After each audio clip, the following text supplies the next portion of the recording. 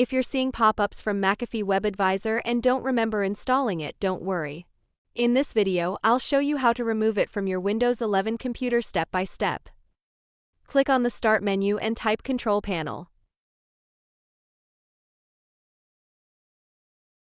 When it opens, go to Uninstall a program under the Programs section.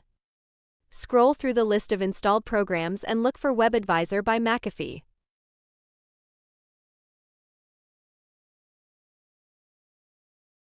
Click on it once, then select Uninstall at the top. Follow the on-screen instructions until it's completely removed. Open your browser settings.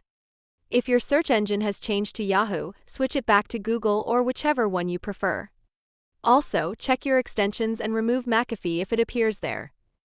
And that's it. You've successfully removed McAfee WebAdvisor from your Windows PC.